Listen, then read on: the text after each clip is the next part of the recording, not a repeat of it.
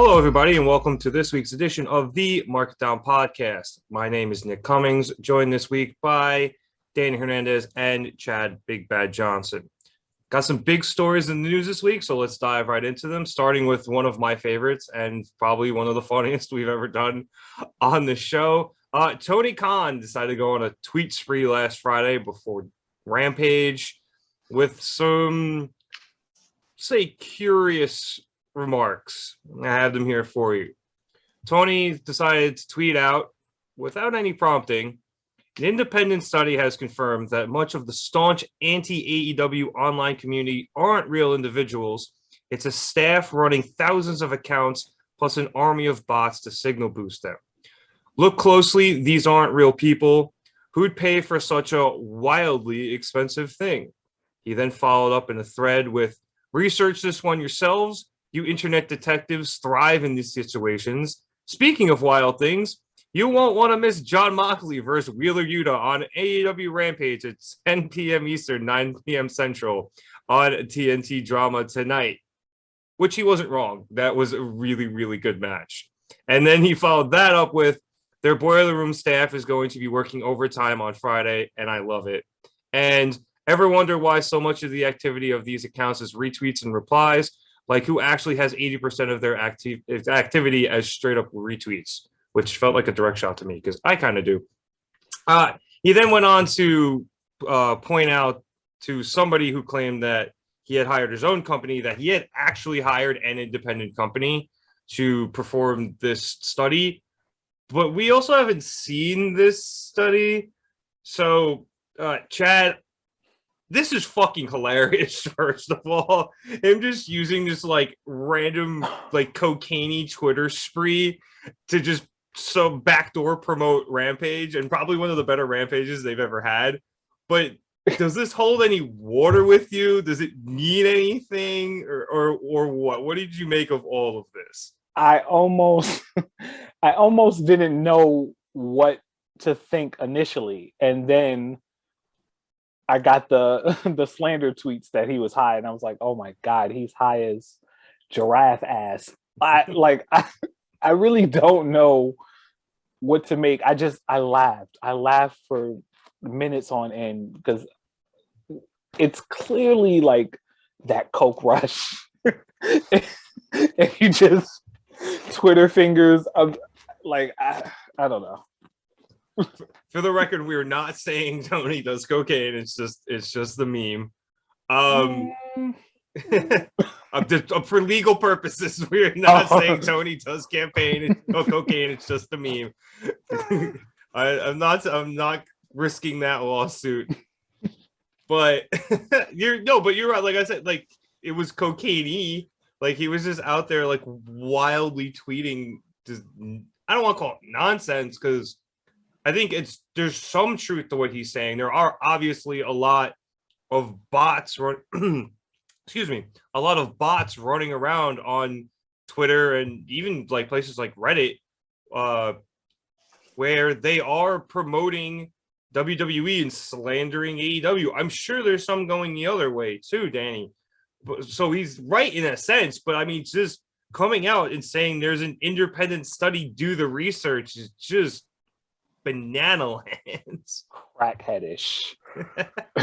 Yeah, you're being defensive about something you don't have to be defensive about. You know, like,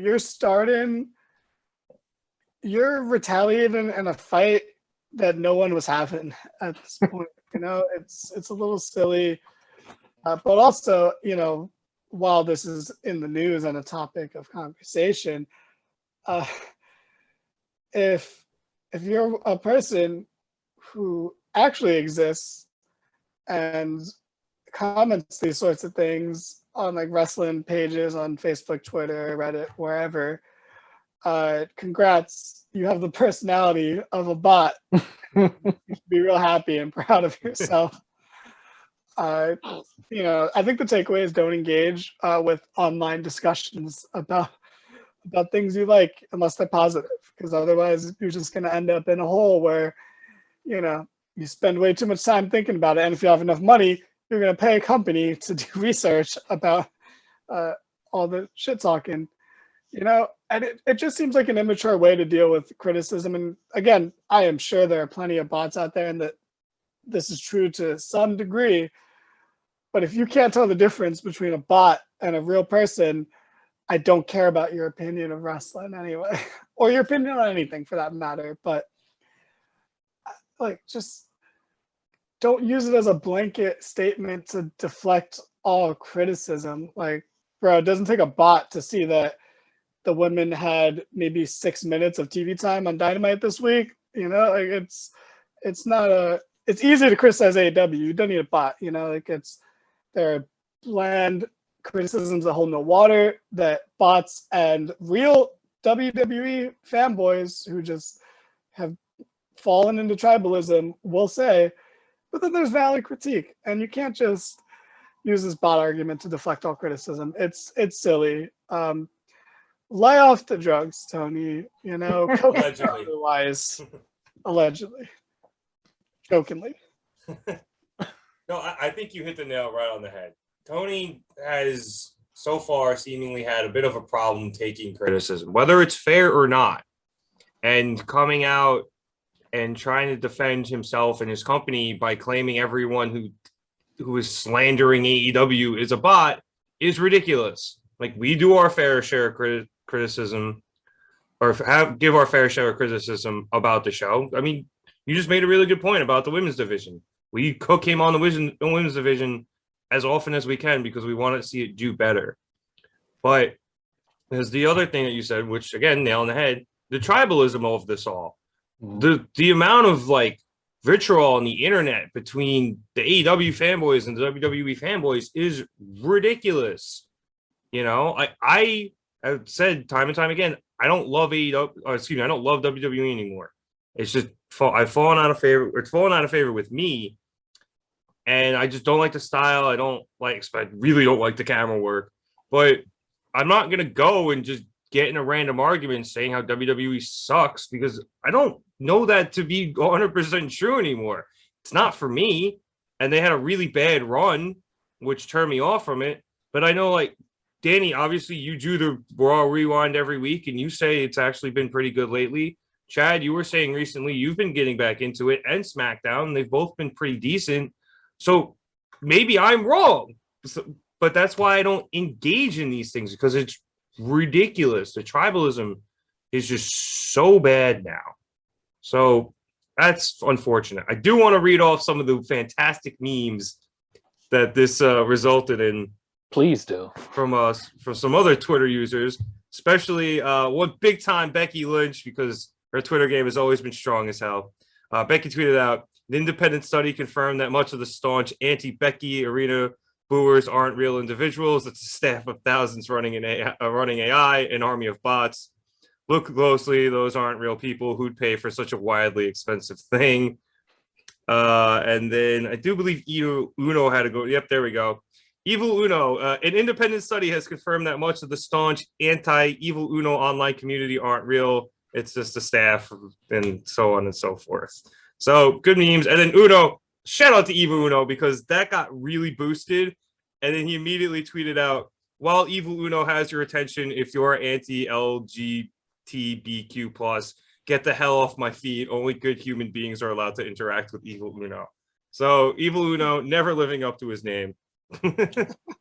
Let me also add very briefly, different sport, but this is how I know it's Coke. Allegedly. Yeah, allegedly. Do we not think that the co-owner of the Jacksonville Jaguars cannot take criticism? Well, see, I was actually funny. I was going to bring up two things that you guys just said. I was going to bring up Becky because it's like, well, there are some people in wrestling who know how to use Twitter, and then there's like a whole other half who don't. But I would say that for Tony Khan, this is way different. Being the owner of a wrestling company is way different than a sports team.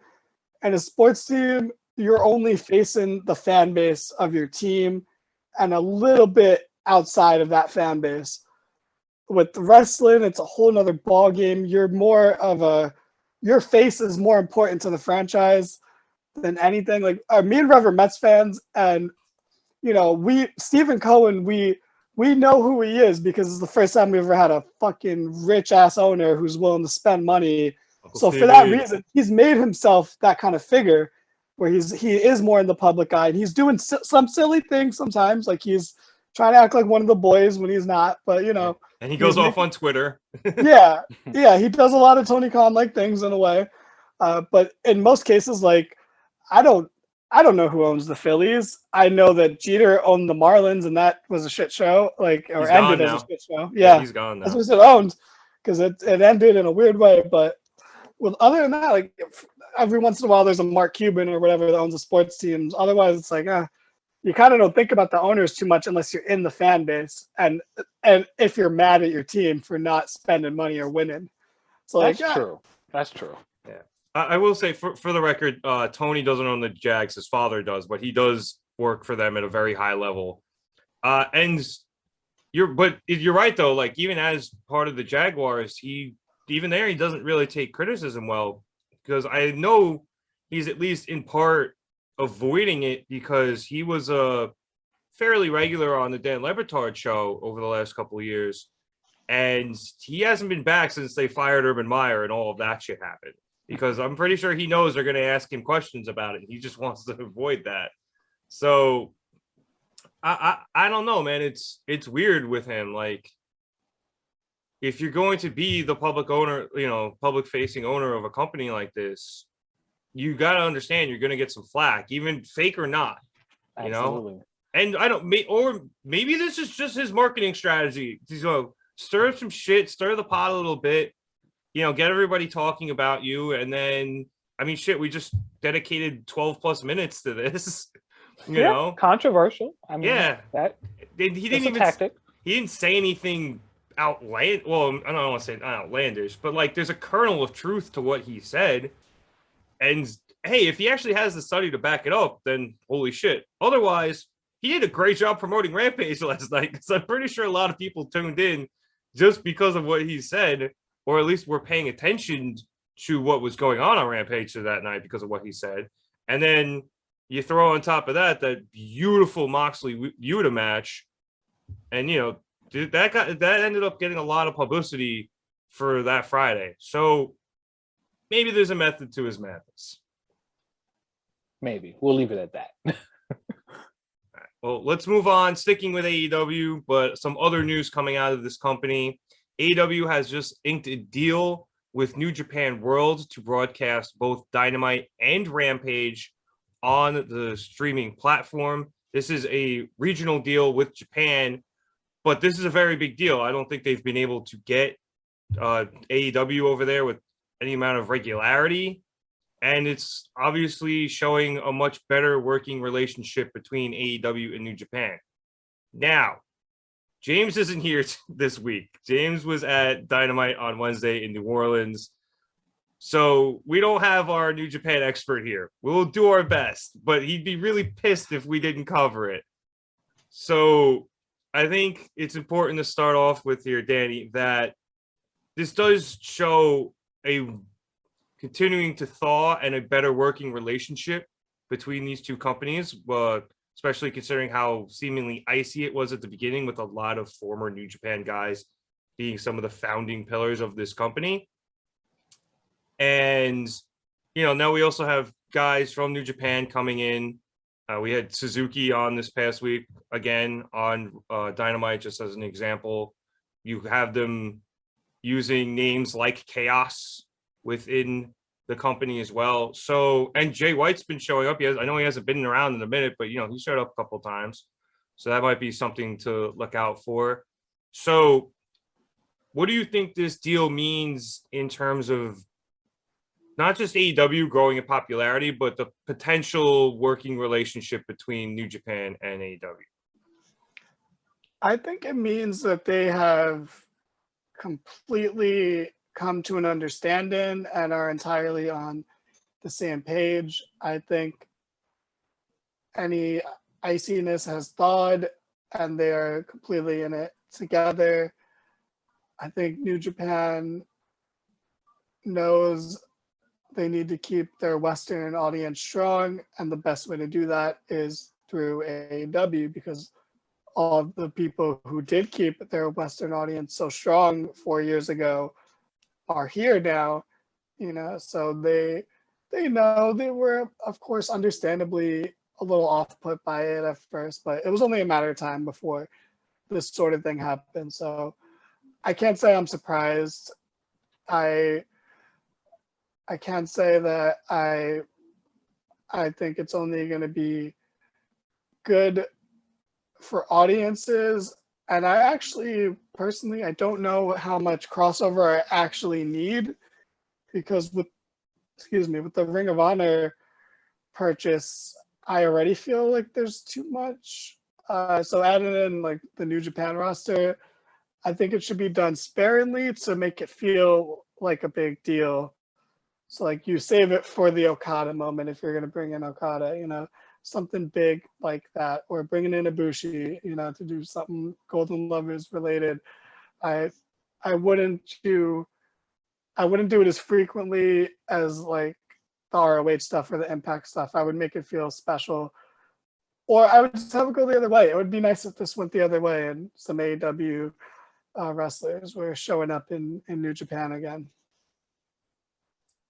Yeah, I think at least on the Ring of Honor front, it'll lessen once they get that promotion fully back up and running.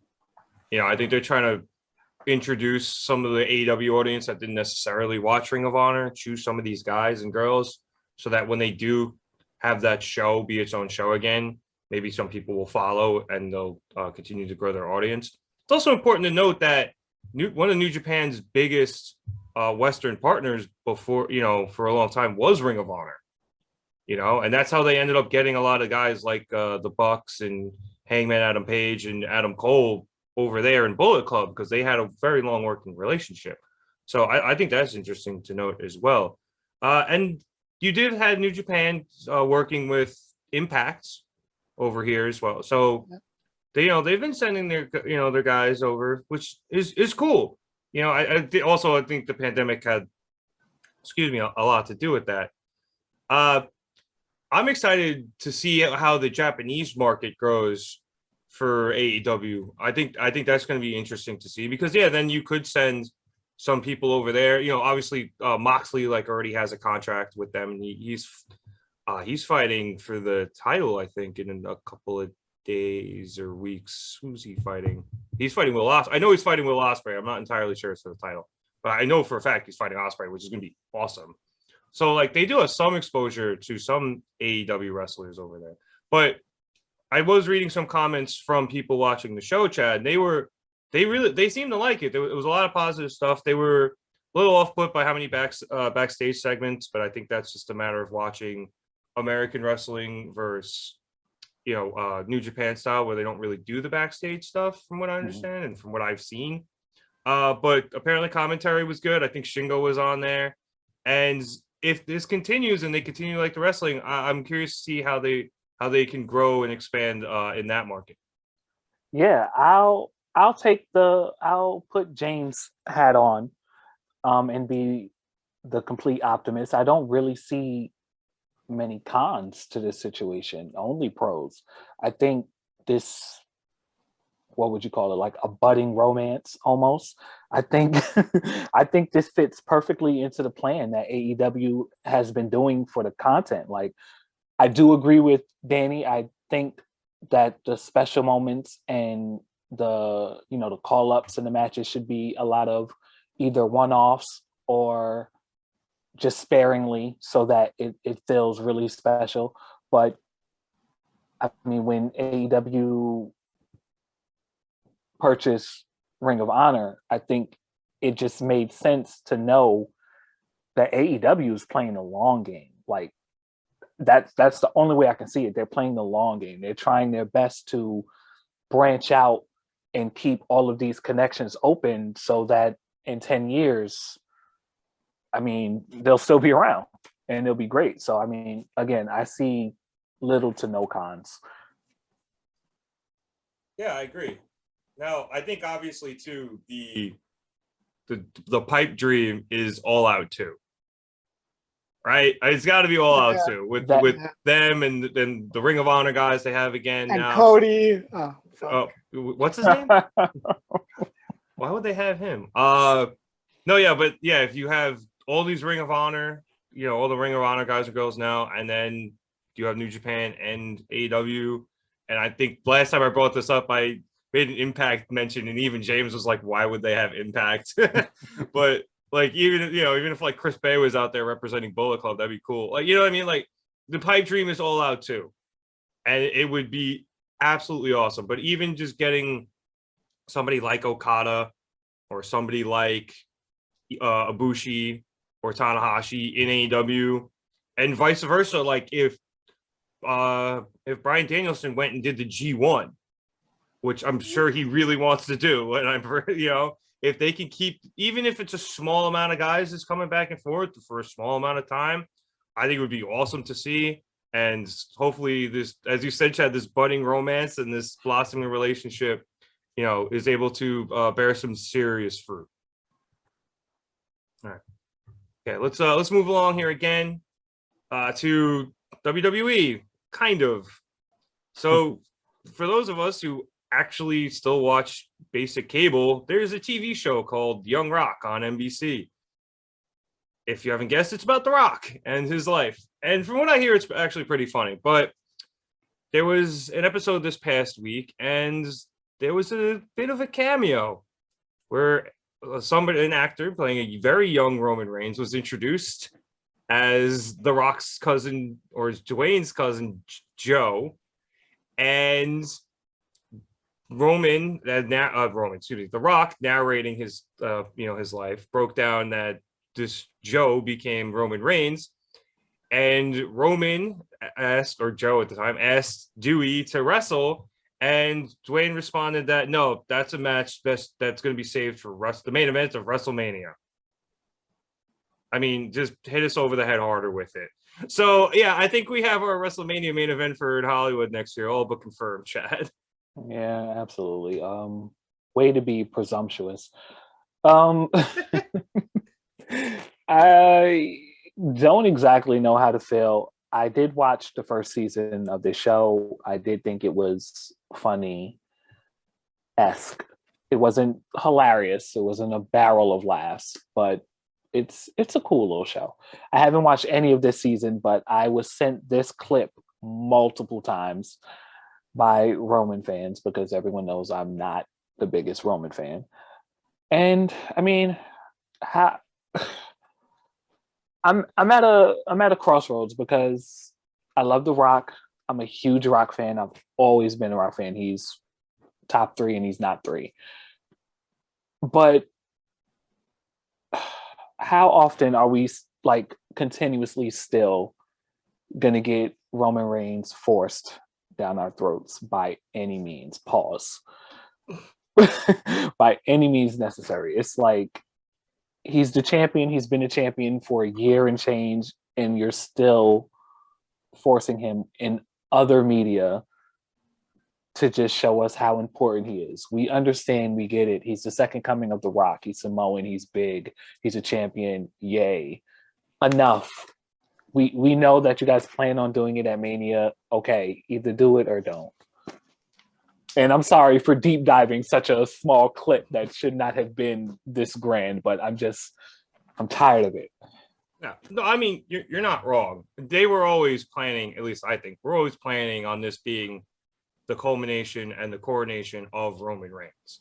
Yeah. And because of the pandemic, it took them, I think, an extra year, maybe even 2, depending on your point of view, for it to happen.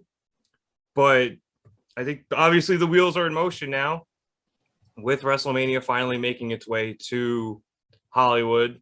The Rock has been saying he wants to do it, and they're going to get these insurance things worked out, Danny, because this is coming, and it is what it is. But I personally find it hilarious that they just basically backdoored the announcement in the Rock show.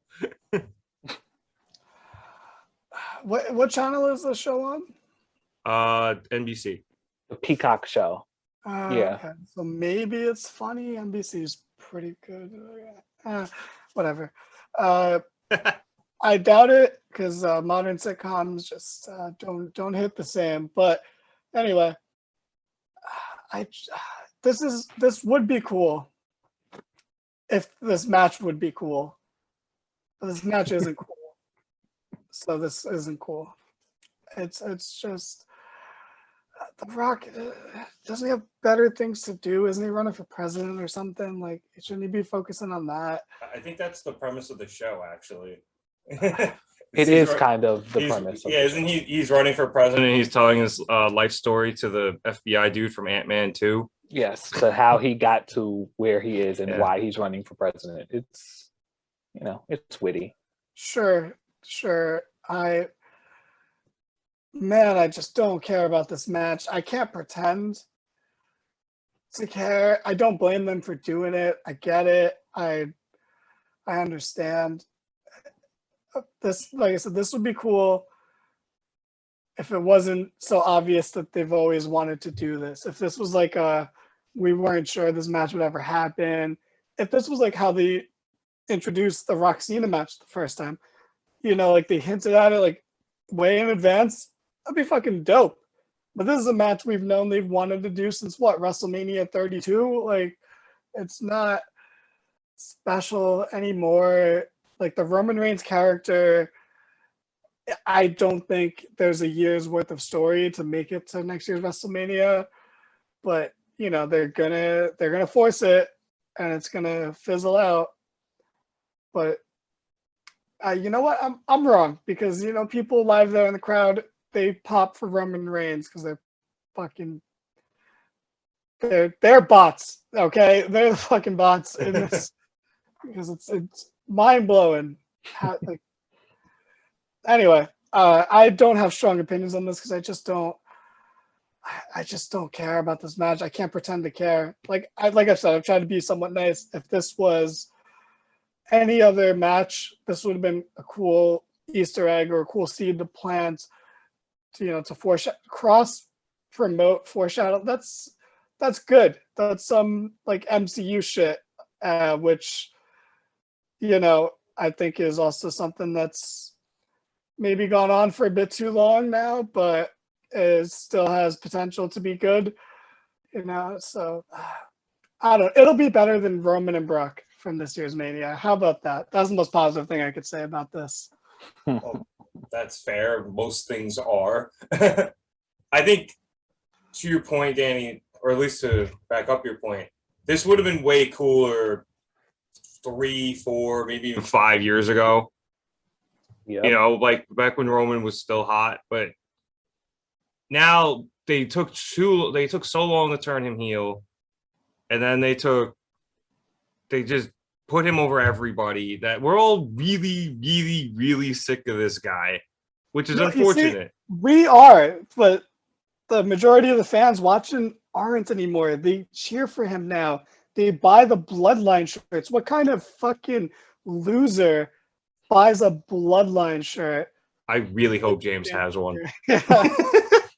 Sorry, I just know he has one. I haven't seen it, but I know he has Not one. a shadow of a doubt he has a Bloodline shirt. Oh, man. He's not even here to defend himself. No, at least I'll defend him. At least James has been a fan through the bad times. Like I had more. My problem is more with the fans who booed Roman for so long, and then are immediately cheering him again. And because it's like, yes, the character change was really good, and I will always admit that. But it's still Roman Reigns beating everyone. He beats more people now than when he was a face. He at least lost random matches when he was a face. He put over Lashley in a match. He put over Shane McMahon, who obviously needed it in a match. He was losing from time to time. He lost to Finn Balor on an episode of Raw. Imagine Finn Balor beating anyone right now, let alone Roman Reigns. Face Roman Reigns at least sometimes did that, whereas this Roman Reigns never does. And yeah, the payoff when he loses the title to probably Cody at this point will be great. The pop will be fantastic. But man, the journey there has been so boring since last year's WrestleMania. No, he's going to lose to Drew in England. Again, and either way, another great moment that'll be very nice. But until then, man, it's a fucking boring ride at this point. You know when this was cool? When he was gaslighting Jey Uso and manipulating him. Yep. Ever since Jimmy came back and immediately just fell in line, this has been boring. Yep. Does Jay just have like Stockholm syndrome? Like I can never figure out what happened. I guess he does, right? And then Jimmy just kind of went along with it.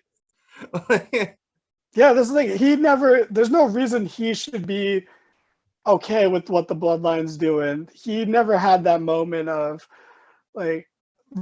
realizing like, oh, Roman's right, or he is doing this for us, or he is providing. Like Jay had that, Jimmy didn't. He's just kind of looks stupid in this group. And that also, you know what? I haven't mentioned this in a while, but he shouldn't be allowed to drive. Okay. I agree. You know, he is just as bad as Jeff Hardy, but at least Jeff Hardy seemed to fucking learn something by now. I'm not touching that one. I'm just not. All right. You know what? Let's get out of that by bringing up something I actually just mentioned by accident. WWE's pay-per-view in Cardiff. They announced it this past week, and they've actually come back with some numbers, according to Alex McCarthy. WWE told him more than 59,000 people pre-registered for tickets for the WWE's UK pay-per-view in Cardiff in the first 24 hours, marking a new company record for any event, including WrestleMania. So, well, this is very early, and we all think Drew's hopefully going to take the title off of Roman there, but this is a really big deal. They haven't had a pay-per-view there in a really long time. I'm sure I can correct me. Was it a SummerSlam a long time ago? And like yeah, Wembley? I think it was SummerSlam was 90 something, 90 9 somewhere. I thought it was early 90s. It was like 92, 93. Maybe. I know it's been a while. I think it was in Wembley. I'll double check it when I throw it to Chad. So let me throw it to Chad. Chad, how big a deal is this for WWE? To answer both questions, I think those Insurrection pay-per-views in like 2001, 2002, aren't all of those in England? Maybe. I have no idea. That's a fuzzy. Winner, Insurrection 2003. There we go. That's that Attitude Era brain, guys. Obviously not including all the NXT things. But yeah, I mean, great. They're going back to England. When is the pay-per-view supposed to be? Did September 3rd. September. Okay. A little early to spectate, I guess, but yeah, that would be the perfect time for Roman to lose. I mean, tomorrow's the perfect time for Roman to lose, but if not, I'll wait till September. That's fine. But no, this is great. Back across the pond, got a nice little viewing. Like I said, I think besides the ratings, I think, the show has been getting better gradually. Danny agrees with Raw anyway, to an extent. So should be all right. Yeah. I think I'm already looking forward to this crowd. I love the British crowds. They always have the best chance. I mean, it's soccer hooligans and wrestling hooligans, and they're the most creative field. They created, the one for Bailey with the "You Want to Be My Girl" one. I remember watching that live. Like that was amazing. They always have the best. They might have made Enzo Amore. Like that wasn't Scotland the one that did the Bailey song. Scotland is technically part of the UK, so not wrong. Sure. Win-win. But yeah, they started doing the 7 Nation Army chant for Enzo. Yeah, they definitely did that. They invented that one. Yeah. Yeah, and there are more that I'm 100% blanking on. Danny, what are your opinions on WWE bringing a pay-per-view back to the UK for the first time in forever? This is massive. This is huge in so many aspects. Like you already said, the crowd is going to be unbelievable, and there's so many important key moments because this is going to be September 3rd. So it probably won't be SummerSlam, but it's going to be really soon after SummerSlam. Like they might do SummerSlam early August just to have like 3 weeks before this.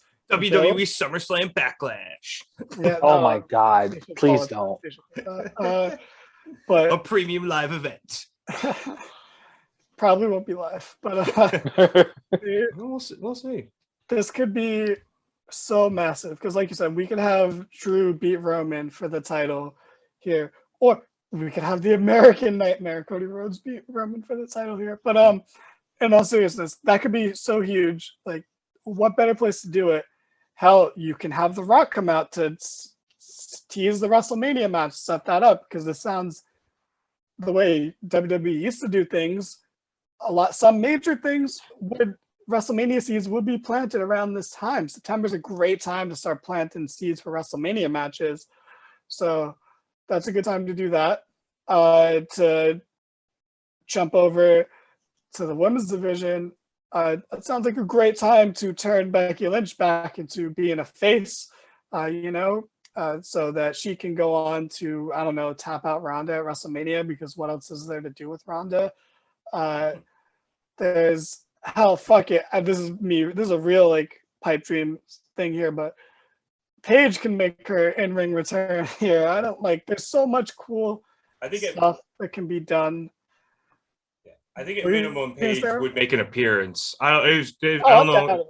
Yeah, if she can't come back in ring, I think she has to make an appearance. Yeah, undoubtedly. I know she's trying to do something about maybe making an in-ring return. So, if that was ever going to happen, what better place for it to happen? They can make this such a huge deal. And, to not to make it a versus AEW thing, but, if anyone's paying for those bots, but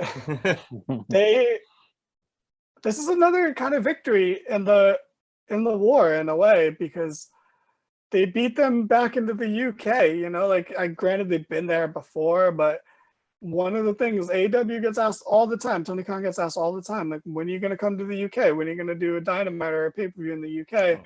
Even Canada. They haven't even done Canada yet. Yeah. And this feels like a huge deal, because now if AEW was to do it, they would have to wait to a certain extent. They can't go right after, they would have to push it back a little bit. Not that there are any plans to do it, but if there were, I think this is a big statement. And if they hit the show, if they hit a home run on this one, I can't see this as anything but a net positive for them. They're making so many overseas fans happy, and a lot of the fandom of wrestling is overseas. There's so much, like, the wrestling fandom is huge overseas, to the point where, like you guys said with the chat, they are the most passionate fans. Like, we do pretty good in New York. Philly always does pretty good. Chicago does good. Like, other than that, we're pretty weak. Like, it's only when we get surprises, like the New Orleans crowd was great on Dynamite this week, and certain parts of Texas will be a good crowd. Not you, Corpus Christi. I don't know why they go to you all the time. You're like you're probably a fine city to live in, but as a wrestling crowd, not so much. But going to the UK, it doesn't matter how good the show is, the crowd will make it feel good. So if you put on a good show, this could be legendary. And now I'm hyping this all up, and it'll probably just be a boring pay-per-view, but it could be a top pay-per-view of all time if they let it be. Yeah, it really could. And I have to agree with both of you guys, setting up Roman stuff at that point sounds like a really good idea. Even if The Rock doesn't necessarily show up, like getting the title off of him in September and giving him a little time to like breathe and kind of like I guess the word brood for a while, be really upset he lost the title, try to get it back, fail, and then just be really pissed off for a while. Obviously, I imagine he'll have some sort of thing to do for Survivor Series. Maybe he has another feud or two leading up into around Mania time, when they start preparing for the Royal Rumble and everything. So I think that gives him a good amount of time to separate himself from the title and then build towards Mania and obviously The Rock, as we just talked about. So there is a lot of stuff here with this pay-per-view coming up. I'm very excited for it. I'm more excited for the crowd than anything. That's all I really care about. Yeah. I love the UK crowds. They're always amazing. They always bring it. They always have something new and creative to chant and sing. So I'm very excited, and congratulations to Wales for getting this pay-per-view because it's going to be awesome. So one last thing here before we wrap things up. This is mostly just for Danny. Danny, you wanted to talk a bit about Adam Scherr, formerly known as Braun Strowman, and his Twitter escapades over the past week, didn't you? Yeah, I feel like we have to. He's such a big part of the internet wrestling community right now. Even though he hates it, he's ingrained in it right now. He's in the culture. He went on a few different rants. He did the same thing that Becky and Evil Uno did. He tweeted out that all CYN haters are just paid bots. And he did the standard meme tweet. And that's fine. Everyone's doing that. No one's gonna give him shit for that.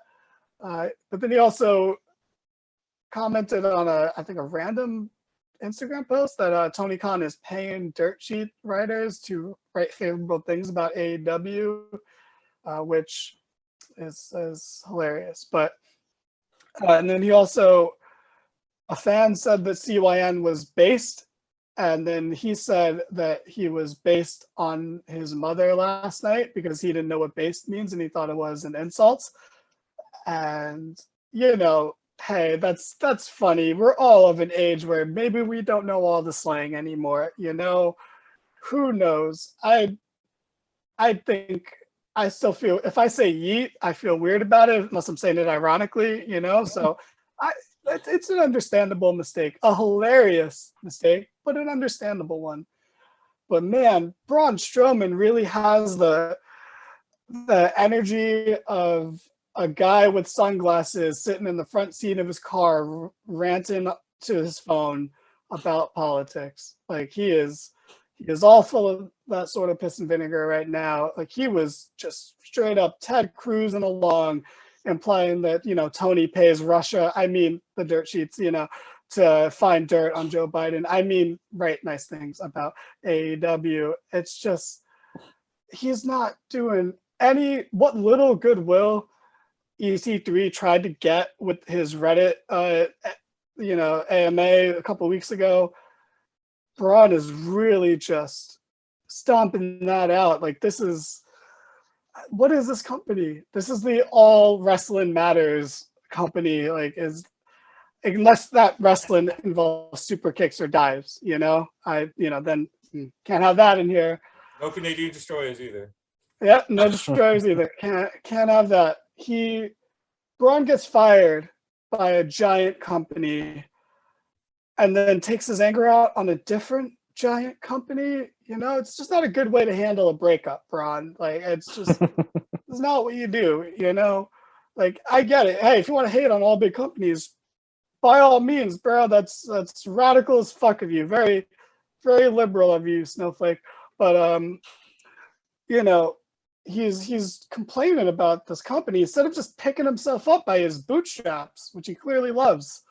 So, like I said, the Snowflake is just looking for things to trigger him, and then he cries victim. What a libtard. Am I right, guys? He said that Tony Khan is banning AEW wrestlers from appearing on Control Your Narrative shows, because they're a threat, as he claims. But I look at it more like, hey, don't go to that rally in Charlottesville. It's probably not going to look good on you, you know? And that's what, it's really weird that EC3 is a more level-headed one of the two right now. I did find that Instagram comment you referenced. It was on somebody's post, burying smarks _ on Instagram. He had taken a screenshot of Tony Khan's tweet that we were talking about at the top of the show. And he responded with, why is there no face to palm emoji? This is the same guy that pays the dirt sheets and says his wrestlers are free to do whatever, but blackball them from CYN shows. Why? Because we're a fucking threat. And Okay, what was the name of that page that had the post? burying smarks _ So that's the wrestling equivalent of the Red Pill 1776 type of Instagram accounts that he definitely also follows. Yeah, he was going off the last few days. It's a look. It really is. There was one where he claims somebody asked, I know I'm falling for the game. I just can't tell which parts are generating heat and which parts delusion. And he just goes, all facts, only delusion I have are when I have too much Jack or maybe I'm just drunk. IDK, is it time for a drink yet? LOL. So I don't know, maybe he just got in a bottle and was just tweeting like a crazy person. Remember, maybe he wasn't. It's hard to tell with all. That's also a common trope for wrestlers, Yeah. you know? Maybe he can hit up Kurt Angle about it, you know? Yikes. Yeah, well, he hit up Buff Bagwell this week, and they got into it on Twitter. I'm not going to go through all of that, but it got a little heated before they seemingly settled it there. And I felt bad for Buff because he's been on the straight now for the last little bit. So hopefully he keeps doing well there. But it was kind of funny to watch Buff just keep coming at him. But I don't know what's up with Sure. It's certainly an interesting thing to just watch. It's like watching a car crash. It's exactly what it is. So Chad, do you even have anything for this, or I tend I tend to leave dumpster fires alone. I would say it's not really like watching a car crash as much as it's like watching like a dark web torture interrogation video where like they light someone on fire and they slowly burn, but then the camera pans out and you see that they're just doing it to themselves and it's staged, you know. That's what this feels like. What a great reference. I've never actually seen any of those types of videos. I know they exist. Yeah, I unfortunately do too. I've never seen any of them, thank God. But it's just okay. That's it. I'm done. I'm ending the show. That was okay. What a thing to end on. So I'm just gonna control the narrative over here. Yeah, I'm not. Thank you so much for watching, everybody. No, but seriously, thank you for watching, everybody. I hope you enjoyed this week's podcast, even though that ended on such an odd note.